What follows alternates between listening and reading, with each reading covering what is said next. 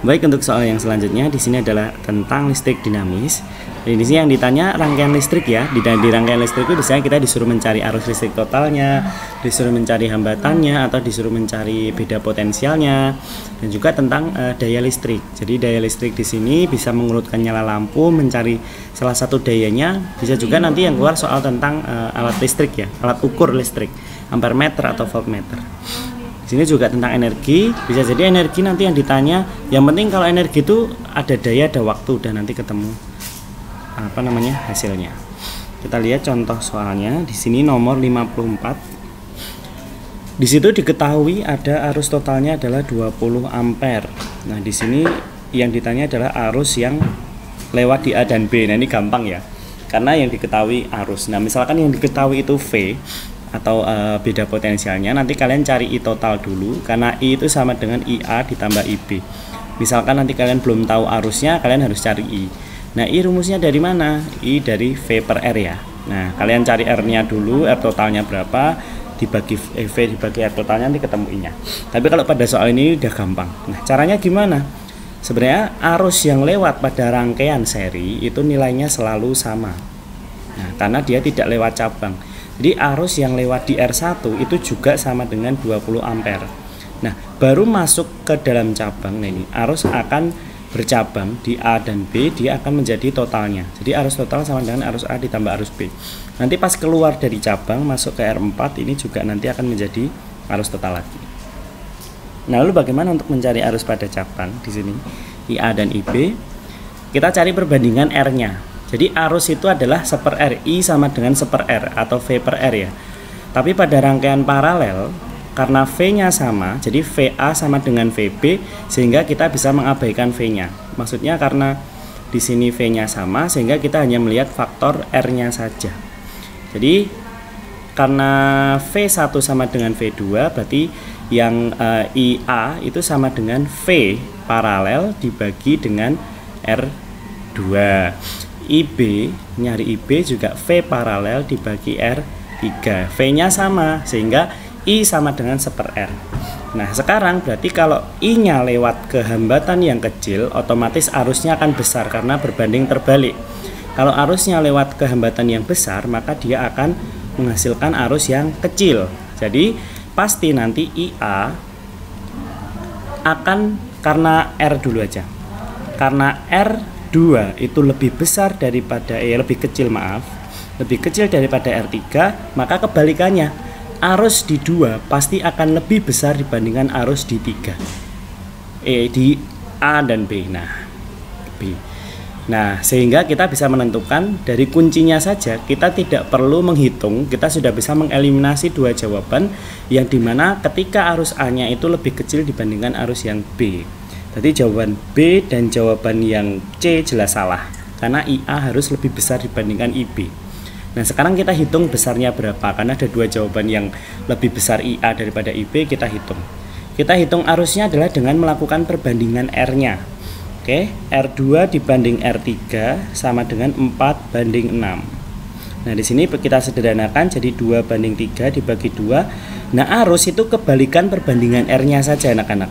Di sini IA banding IB, IA adalah I yang lewat R2, IB adalah I yang lewat R3, sehingga kita balik tadi R2 banding R3 adalah 2/3, maka IA banding IB sama dengan 3/2. Nah, kalau sudah ketemu, kita nggak perlu nyari V11 dan sebagainya seperti yang sudah Pak Habibie ajarkan sebelumnya, karena itu udah basic ya dulu. Pas kelas 9 memang saya ajarkan aslinya, tapi sekarang kita menggunakan perbandingan saja. Sehingga IA yang dimiliki IA di sini adalah 3. 3 dibagi total perbandingannya adalah 5 dikali I total. Berarti sama dengan 3/5 dikali 20. Sama dengan 4 kali 3, 12 ampere. Berarti udah ketahuan jawabannya yang D ya. Kalau 20, I totalnya 20 sama dengan IA plus IB. Wong IA-nya aja udah ketahuan, 20 sama dengan 12 plus IB, berarti arus yang lewat di B adalah sisanya 20 min 12 sama dengan 8 ampere. Jawabannya yang D, betul. Kalau mau pakai perbandingan juga boleh di sini. Jadi 2/5 dikali I totalnya 20. Pokoknya 5 ini dari mana? Total perbandingan. Jadi nanti kalian tentukan awalnya, tentukan perbandingan R-nya dulu. Kalau sudah ketemu perbandingan R, dibalik akan jadi perbandingan I. Kalau udah jadi perbandingan I, nanti ditentukan arus yang lewat masing-masing. Oke, mudah bukan? Kita lanjut ke nomor selanjutnya. Yang nomor 55 ini yang ditanya adalah tegangan yang melewati hambatan 2 ohm dan 3 ohm. Oke, tegangan yang melewati 2 ohm. Ingat, pada rangkaian seri itu I-nya sama, arusnya sama, tapi V-nya beda. Dibagi ya, pada rangkaian seri itu V-nya di setiap hambatan berbeda. Nah, pada rangkaian paralel di sini, paralel yang sama adalah V-nya. Paralel itu V-nya sama, tapi I-nya berbeda, dibagi gitu ya. Nah, sekarang lihat di sini rangkaian campuran, ada seri, ada paralel. Yang ditanya ada tegangan pada hambatan 2 ohm dan 3 ohm. Ingat konsepnya bahwa untuk mencari tegangan pada 2 ohm, V2 ohm, maka arus yang lewat di 2 ohm di sini juga arus total. Karena arus pada rangkaian seri adalah sama. Nah, berarti rumusnya I kali R yang 2 ohm, gitu ya. Nah, untuk mencari V di tegangan di 3 ohm, ingat pada rangkaian paralel tegangan itu sama. Berarti nanti di 3 ohm mau di 4 ohm yang keduanya ini V-nya selalu sama. Kita misalkan di sini V1, V2, V3, nilainya itu selalu sama. Sama dengan apa? Sama dengan V paralelnya nanti. Ini kan nanti rangkaiannya ketika dijadikan rangkaian paralel seri itu akan menjadi seperti ini anak-anak. Di sini 2 ohm, nah di sini nanti R paralel. Nah, disinilah letak V2 ohm, yang disinilah juga letak V paralel. Nah, jadi kita harus nyari R paralelnya dulu untuk ketemu yang 3 ohm. Tapi kita nggak perlu nyari itu sebenarnya, karena kalau sudah ketemu V di 2 ohm, kita bisa tinggal nyari sisanya gitu ya. Oke, karena di sini 16 volt ya V totalnya 16 volt. Nah, di sini. Oke, berarti V di 2 ohm, kita harus cari I totalnya dulu. Oke, I total, kita cari I totalnya dulu. I sama dengan V per R total. R-nya di sini adalah nanti jadi 2 ditambah R paralel, berarti kita harus cari 1/RP dulu. Sama dengan 1/3 ditambah 1/4 ditambah 1/4. Oke, sama dengan per 12, 4 tambah 3 tambah 3. Nah, sehingga 1/RP sama dengan 10/12. RP-nya kita balik ya, sama dengan 12/10, jadinya 1,2 ampere. Ohm, kok ampere? Ohm. Nah, aku sudah ketemu RP, berarti R totalnya sama dengan 2 ditambah 1,2. Ingat, jangan sampai lupa, ini baru R paralel, belum ditambahkan dengan 2 ohm. Sehingga jawabannya adalah 3,2 ohm. Nah, setelah itu kita cari I-nya. I sama dengan V per R. V-nya 16, R-nya 3,2. 16 dibagi 3,2, kalau kalian bingung menghitung seperti ini, kalian kalikan 10 saja. 160 bagi 32 sama dengan 5 ampere. Udah ketemu arusnya, berarti sekarang kita bisa cari V2 ohm. Nah, V di 2 ohm sama dengan I total kali 2 ohm. Kan yang ditanya di 2 ohm ya. Berarti 5 kali 2 sama dengan 10 volt. Dah ketemu. Berarti jawabannya yang B. Karena pasti V di 3 ohm, jawabannya adalah sisanya. V paralel di sini, yang V paralel itu kan yang di sini ya. Yang di V2 ohm kan tadi udah ketemu 10 volt. Padahal V totalnya 16. Berarti V di paralel kan tinggal 16 dikurangi 10 sama dengan 6 volt. Nah, ingat, nah ini balik ke sini lagi. Nah, V1 sama dengan V2 sama dengan V3 sama dengan V paralel, iya kan? Berarti V paralel di sini bisa mewakili V1, V2 dan V3, sehingga jawabannya adalah 6 volt. Begitu. Oke. Soal selanjutnya ini tentang daya listrik. Kita bisa lihat di sini. Di sini adalah ada 3 buah lampu. Anak-anak disuruh mengurutkan disuruh menentukan besar L1, L2 dan L3. Langsung saja. Kalau pada rangkaian seri itu P-nya, dayanya kita pakai rumus iri, I kali R kali I. Kenapa? Karena gampangnya gini, pada rangkaian seri itu yang sama arusnya. Kalau yang sama arusnya berarti kan kita nanti tinggal membandingkan R-nya doang. Kalau pada rangkaian paralel, P, daya listrik itu P ya simbolnya, kita pakai rumus V kuadrat per R. Kenapa? Karena pada rangkaian paralel V-nya sama. Artinya dalam gambar ini anak-anak, nanti V1, V2, dan V3 itu nilainya sama. V1 sama dengan V2 sama dengan V3. Berarti kita bisa tahu salah satu V saja, nanti bisa kita tentukan V-nya semua. Nah, ingat nanti P1 berarti V kuadrat per R1, terus P2 juga V kuadrat per R2, V-nya nanti sama ya. Terus P3 sama dengan V kuadrat per R3. Kita cari V-nya dari mana? Salah satu yuk. Nah, ini udah diketahui arus yang lewat di L2. Arus yang lewat di L2 kita bisa tentukan I2 sama dengan 1 ampere, L2 itu R-nya ya, R2 sama dengan 10 ohm. V2 sama dengan I kali R, loh enak toh. I2 kali R2 berarti sama dengan 10 volt. Nah, udah ketemu ini 10 volt. Sama semua, akhirnya kita bisa cari daya di setiap jenis lampu dari V-nya. Karena V-nya sama, berarti V kuadrat 10 kali 10 dibagi R1 nya adalah 20. Yang kedua 10 kali 10 100 bagi R2 nya 10. P3 10 kali 10 100 bagi R3 4. Ini 100 bagi 20, ini 5 watt, 10 watt, dan 25 watt. Gampang ya. Untuk daya itu yang penting kalian tahu konsepnya, bahwa pada rangkaian seri itu yang arusnya yang sama, V-nya yang berbeda. Pada rangkaian paralel itu V-nya yang sama. Begitu. Oke. Selanjutnya mengerjakan soal apabila diketahui sebuah rangkaian listrik yang diberi ini ampere meter ya di situ ya. Jadi ada ampere meternya. Kalian disuruh mencari daya listrik yang lewat pada hambatan tertentu. Nah, ingat daya listrik di sini kita bisa pakai rumus P sama dengan V kuadrat per R. Kenapa? Karena di sini yang dilihat adalah R yang lewat P yang di hambatan 8 ohm. Nah, kalau kita lihat itu nanti rangkaian listriknya anak-anak. Rangkaian listriknya itu kan ini nanti jadi ujung-ujungnya itu akan jadi sebuah rangkaian listrik paralel gitu.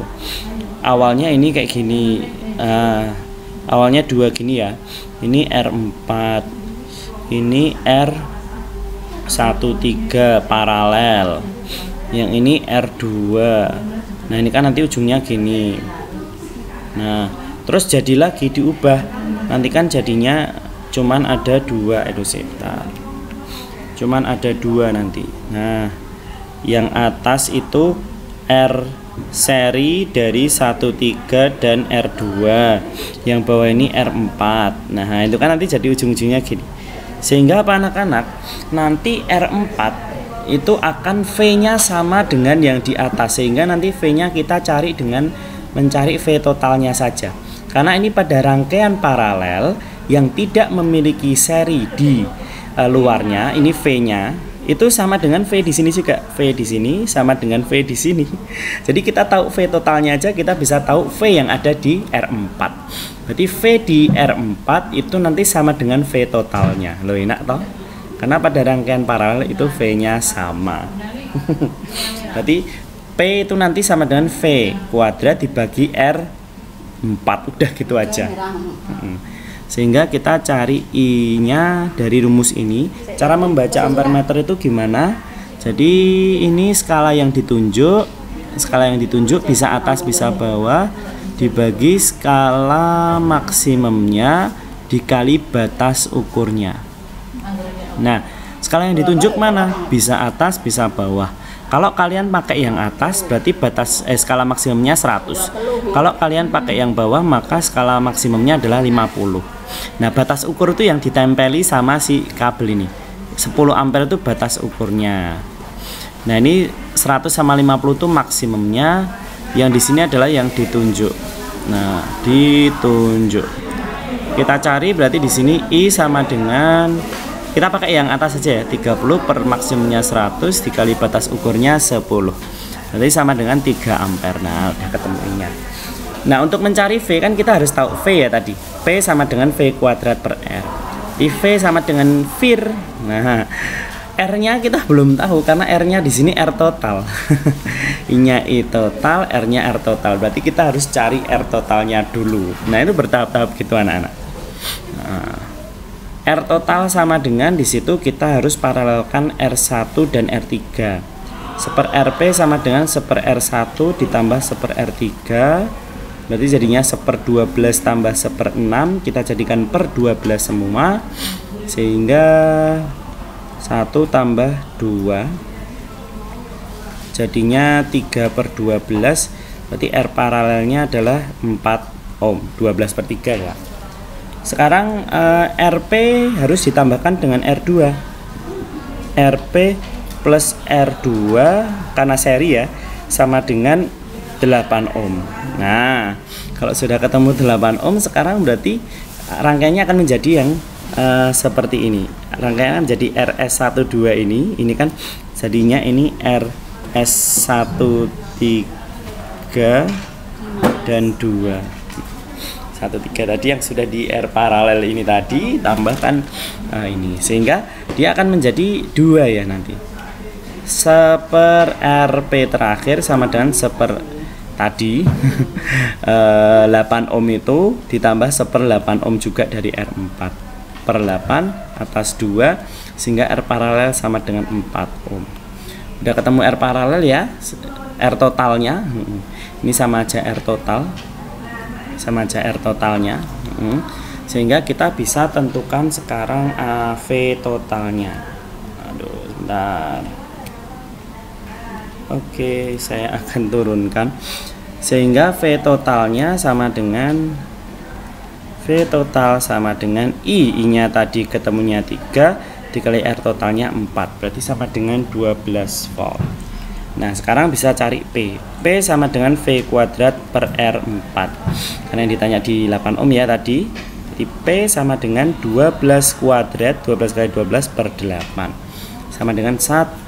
Coret aja 12 bagi 4 semua 3/2 coret-coret bagi 2 6 sama 1 berarti sama dengan 18 watt.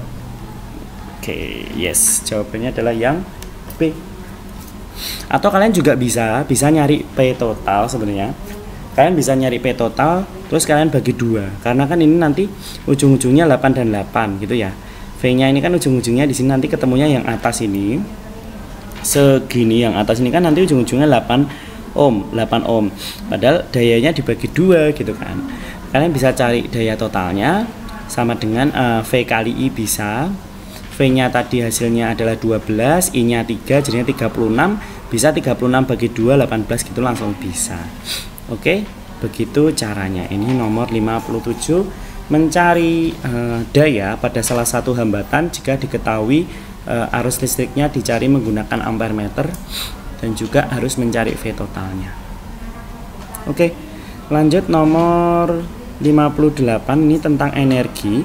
Sebenarnya untuk energi sendiri yang penting kalian tahu dayanya dikalikan waktu itu sudah menjadi soal energi. Karena energi pada rangkaian listrik itu adalah dipengaruhi oleh waktu ya. Energi yang digunakan itu adalah daya dikali waktu. Nah, W sama dengan P dikali T daya. Nah, daya ini bisa macam-macam toh tadi. Bisa VI kali T. Daya kan bisa VI. Bisa V kuadrat per R kali T. Bisa iri kali T irit. Jadi bisa fit, bisa irit, bisa V kuadrat per R kali T. Gitu. Jadi makainya irit gitu ya. Daya makainya irit. Nah, ini beberapa rumus energi maksudnya. Energi makainya irit. Nah, ini bisa. Jadi energi itu berasal dari P kali T di sini. Nah, kalau sudah ada soal seperti ini, kalian cuma tinggal mengalihkan saja ya. P kali T, kalau ini pakai P kali T. Kamarida menggunakan fasilitas listrik 2 buah lampu 2 kali 25 watt. Pemakaiannya adalah 10 jam per hari kali 10, terus dikali 1 bulan, selama 1 bulan kali 30 sama dengan berapa. Terus nanti kalian cari hasilnya kalian bagi 1000 nanti. Yang dua ini satu buah kipas angin 1 kali 40 watt kali 5 jam menyala selama 30 hari. Yang lain adalah satu buah TV 60 watt menyala 6 jam selama 30 hari. Oke, nah ini kita total kita jumlahkan. Kalau sudah kita jumlahkan ini kan dalam watt hour, diubah ke dalam kWh karena 1 kWh itu sama dengan 1200. Berarti kalian harus ubah ke kWh dulu dengan dibagi 1000. Nah, kalau sudah nanti baru hasilnya ini kWh ini kalian kalikan. Jadi 1 kWh sama dengan 1200. Berarti hasilnya nanti dikali 1200 maka akan ketemu jawabannya. Begitu ya. Sederhana. Ini awalnya dari P kali T. Mau kita coba cari bersama? Baik. Oke. Di sini 25 kali 2 50, 50 kali 3 1000, 15.000 ya di sini ya. 50 500. Ya. Yang di bawah ini 40 kali 5 200, 200 kali 3 600, 6.000. Yang di sini 36 kali 30 ya. Berarti 60 kali 6 360 kali 30. Berarti 10.800 ya di sini ya. Oke. 10.8, aduh enggak cocok nanti. 10.800 watt hour. Sehingga di situ 10.800 ditambah 6.000, 10.800 ditambah 6.000 ditambah 15.000, 31.800 watt hour. 800 watt hour. 31.800 harus dibagi dengan 1000. Oke. Berarti jawabannya adalah 31,8 kWh. Nah, ini dikali 1200 ya. Jadi 31,8 dikali 1200 hasilnya adalah 38.160 rupiah. Nah, jawabannya adalah yang delta. Sudah paham ya? Oke, itu tadi tentang listrik dinamis. Habis ini kita lanjutkan ke kemagnetan dan induksi elektromagnet. Selanjutnya kita akan membahas tentang kemagnetan dan induksi elektromagnet. Nah, ini yang pertama, kemungkinan yang akan keluar ini prediksi cakupan materinya adalah di sini cara pembuatan magnet dan interaksi antar kutub magnetnya. Jadi misalkan ada tentang cara membuat magnet secara digosok, induksi ataupun elektromagnet. Juga nanti ada interaksi antar kutub, ada kasus gitu, mesti ada kasus-kasus, bisa jadi soalnya tentang kehidupan sehari-hari begitu. Nah, yang atau kalau enggak di induksi elektromagnet itu trafo ya. Trafo seperti pada TPM kedua di masing-masing kabupaten ataupun seperti soal PPASPD kemarin. Jadi ada beberapa kalian disuruh mencocokkan, mengganti begitu-gitu. Modelnya seperti itu. Kita lihat coba untuk contoh soalnya tentang induksi elektromagnet. Yang pertama di sini adalah soal tentang induksi elektromagnet, pembuatan magnet secara elektromagnet gitu ya. Di sini adalah ada sebuah tools di mana ada bunga. Bunganya itu dia memiliki daun yang bisa bergerak naik turun. Nah, kalau daunnya ini bisa bergerak naik turun, otomatis di sini apa ya istilahnya? Akan memiliki sifat yang saling tolak menolak. Jadi ketika daunnya ini jatuh, dia akan tertolak oleh kumparan X di sini dan akan kembali ke atas, mentiung, mentul seperti itu. Periodik ya, naik turun periodik. Nah, kita lihat di sini kalau misalkan harus berlawanan, berarti X dan P ini harus memiliki kutub yang sama. Kutub yang sama. Kalau X memiliki kutub utara, P ya harus utara. X memiliki kutub selatan, P juga harus selatan. Nah, kita harus membuat rancangan. Rancangan yang tepat supaya bunga dapat bergerak naik turun periodik ditunjukkan oleh nomor. Nah, misalkan yang X positif, kita harus lihat di sini X positif. Berarti arus itu jalannya dari positif ke negatif. Artinya apa? Kalau X positif berarti dia naik di sini naik dari bawah, ndronjong, naik, naik, naik. Kita gunakan kaidah tangan kanan. Kaidah tangan kanan berarti di sini anak-anak kalau misalkan naik berarti jempol kalian ini ya, ini jentik jari kecil. Nah ini berarti jempolnya mengarah ke sebelah sana. Nah kayak gini, ini kan jari kalian ya, ini jempolnya berarti di sini. Nah ini kan jarinya ke arah sana. Kita menggunakan tangan kanan ya. Tangan kanan harus kelihatan kukunya, jadi kukunya harus kelihatan ke kalian, sehingga yang menunjuk jempol ini adalah utara, yang ini selatan. Kalau misalkan yang ini positif, kalau X-nya positif, jadi ini X-nya positif, Y-nya negatif. Nah, coba ini di screenshot dulu, sehingga X-nya ini Y-nya akan menjadi kutub utara, X-nya ini akan menjadi kutub selatan, sehingga P ini harus selatan supaya bisa kok P lagi sih, P juga harus selatan supaya bisa mentiung-mentiung. Nah ini coba di screenshot, berarti jawabannya adalah yang 3 ya, yang benar ya, yang 3, yang X positif Y negatif selatan. Nah berarti ini. Terus sekarang kebalikannya, kalau yang negatif adalah X, yang positif adalah Y, berarti otomatis nanti kebalikannya, yang Y di sini jadi selatan, yang utara, berarti yang 4 yang betul. Mau kita buktikan? Coba kita buktikan bersama-sama. Oke, ini saya hapus dulu. Tadi udah di screenshot ya. Silakan tadi video saya di pause, di screenshot kalau masih bingung. Nah, sekarang kita misalkan yang X di sini negatif, Y positif. Ini kita dari belakang. Ini dari belakang berarti drobos turun. Berarti kalau turun, nah kalau turun tangannya bentuknya jempolnya ke sana. Terus ini ada jentik, jari kelingking kok jentik. Ini kayak gini, sehingga yang sini utara, yang sini selatan. Nah ini berarti yang di sini jadi kutub utara, yang di sini kutub selatan. Nah kalau sudah di sini nanti berarti kalau misalkan Y-nya positif, ini ya Y-nya positif, X-nya negatif, yang ini utara, yang P juga harusnya utara. Berarti benar ya jawabannya yang 3 dan 4. Oke, itu nomor 50 berapa ini? 59. Oke, gitu ya. Jadi arah arusnya itu dia ke bawah, yang ini ke bawah. Jadi arah arus itu kuku, arah kutub utara itu yang jempol. Oke, kita lanjutkan ke soal nomor 60. Sebatang magnet digosokkan pada sebatang baja, kemudian didekatkan. Nah ini kita lihat, kalau digosokkan itu ujung awal penggosok itu akan menjadi kutub yang sama dengan yang digosok. Berarti ini utara penggosoknya, berarti X ini awal, ini utara, yang Y ini ujungnya itu selalu berlawanan dengan yang penggosoknya, ini selatan. Berarti X di sini utara, Y ini selatan. Ya, coba lihat yang benar yang mana? Coba. Oh, ada elektromagnet juga. Sekarang kita lihat. Elektromagnet dari positif ke negatif, ini plus, berarti dia naik ke bawah, naik ya. Oke, naik. Berarti kalau naik begini ya anak-anak.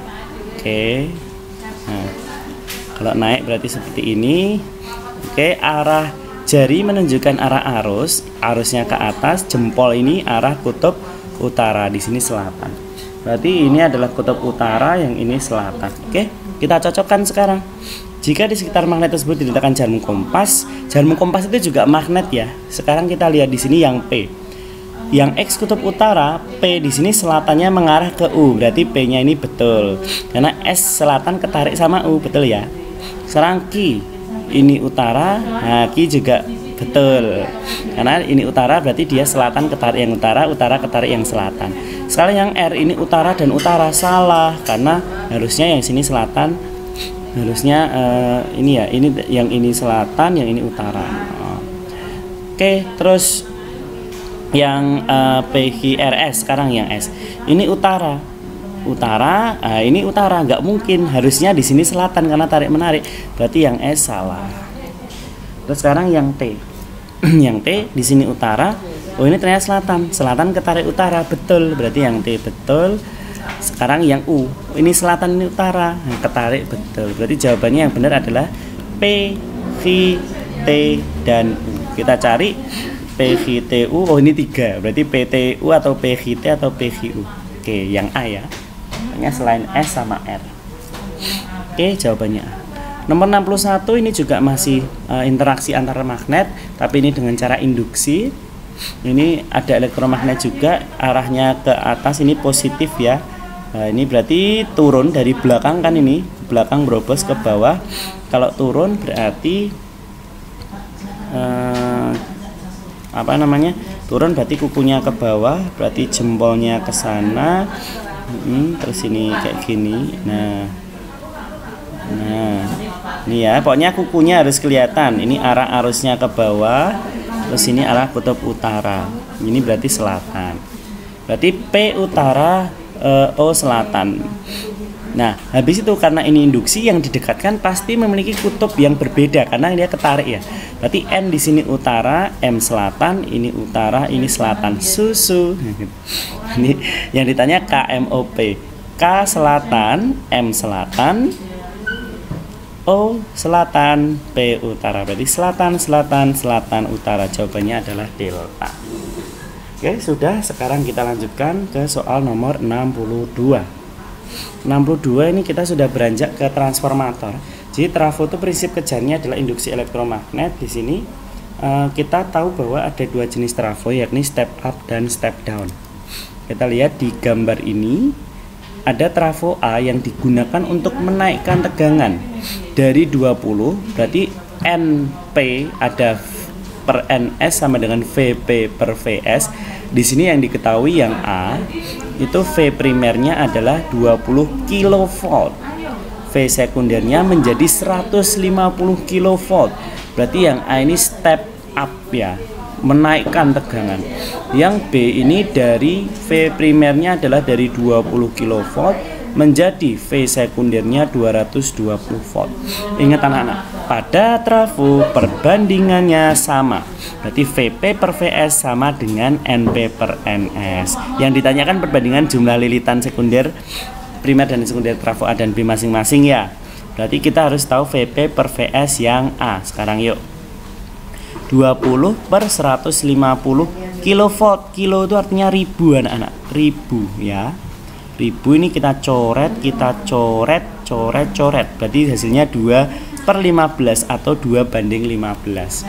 Yang B sekarang VP per VS nya sama dengan 20 kV, 20.000 dibagi 220. Coret bagi 2, 1000 per 11. Berarti jawabannya adalah yang delta.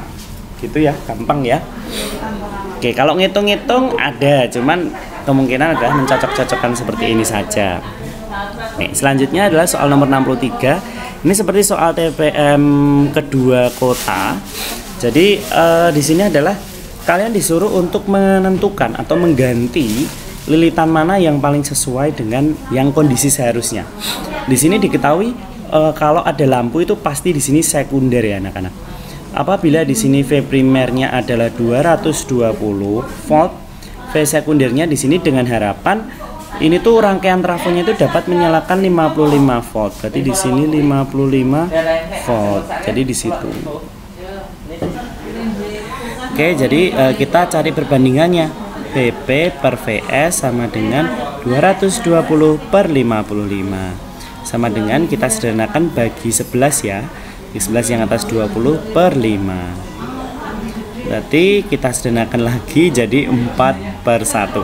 Atau berarti di sini VP banding VS-nya sama dengan 4 banding 1. Nah, kita cari NP per NS-nya juga nanti sama dengan 4 per 1. Kita cari satu-satu ya. Oke, yang nomor 1. Nomor 1 di situ kumparan P tetap. Berarti P-nya itu tetap, P-nya di sini ya. P-nya itu yang 1000, berarti P tetap P 1000, lalu yang Q diganti dengan S, Q-nya diganti S, S-nya 250. Nah, jadi hasilnya 4 per 1, bener ya, berarti nomor 1 betul. Nomor 2 sekarang Q tetap dan P diganti dengan R. Berarti P-nya dari 1000 diganti dengan R jadi 100. Terus yang Q tetap 100 per 200. 1/2 salah ya. Sekarang yang nomor 3 Q tetap, berarti Q-nya tetap per 200. P diganti dengan UU 800. 800 per 200 sama dengan 4/1. Bener ya? Jadi jawabannya yang 1 dan 3. Begitu anak-anak. Nah, modelnya kemungkinan besok seperti ini. Tadi bisa jadi yang diubah V-nya atau I-nya. Tapi kalau I kebalik ya. Jadi VP per VS sama dengan NP per NS. Jadi perbandingan ini kan yang ditanya kumparan ya. Jadi NP per NS ini memiliki perbandingan yang sama dengan VP per VS. Nah, tapi kalau I dia kebalik, IS per IP begitu. Oke. Itu tentang fisika. Yang terakhir tentang magnet. Selanjutnya kita akan mempelajari tentang yang biologi. Begitu kita next di video selanjutnya. Terima kasih. Wassalamualaikum warahmatullahi wabarakatuh.